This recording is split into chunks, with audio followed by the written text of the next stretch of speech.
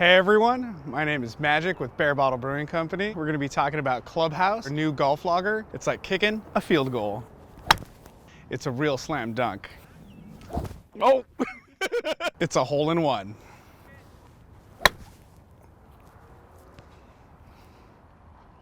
I actually hit that one pretty far.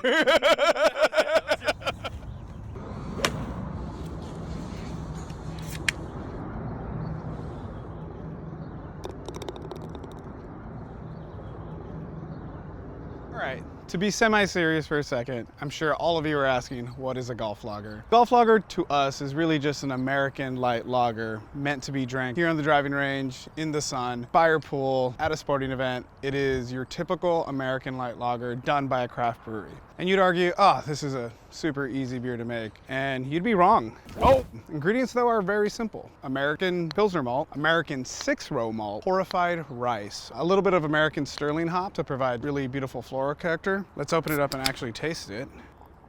Look at that beautiful head, pale golden, not 100% quite clear. The first thing you get is just this kind of honey sweet floral character.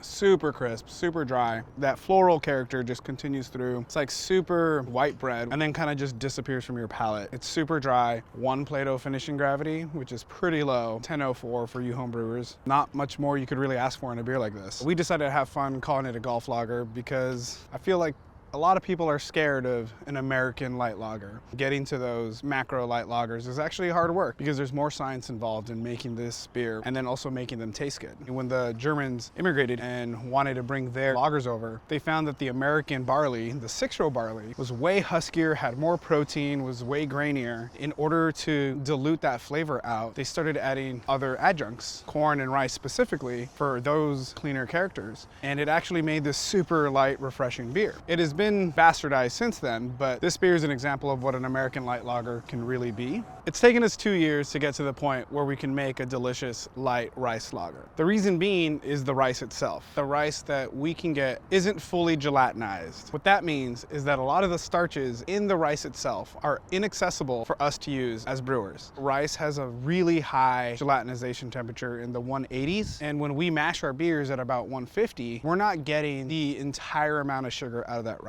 We are getting some undigestible dextrins. I started seeing you ended up with these higher final gravities and these really sweet, creamy beers. They weren't bad necessarily. They just weren't this light lager profile that we were trying to approach. When you make a hazy IPA and those unfermentable dextrins are there, everyone loves them because you end up with a big, sweet body. But that doesn't work in this kind of beer. Doing some research, we don't have the equipment to actually produce these kinds of beers. Oh! You would need a cereal cooker and need a cereal mash in order to get these adjuncts fully gelatinized. So what do? We turn to science. Gluten-free brewing has been on this for a long time. An enzyme to help fully gelatinize all the rice and corn in a system that doesn't have a cereal cooker. A lot of gluten-free brewers use this to help with especially different kinds of grains, and they don't have to do multiple cereal mashes in order to complete a single beer. So this enzyme finally converted all the sugars and helped us make a much drier, more expressive beer. But that is not the complete story with this beer, because now we need to make the beer dry. This beer has 6-row malt, which is high in diastatic power, which helps convert some of those longer chain sugars into shorter chain sugars. But we wanted to go even further. Used another enzyme. It's originally used in brewed IPAs, but even before that, created for a giant macro lager over in the Rockies somewhere. Oh!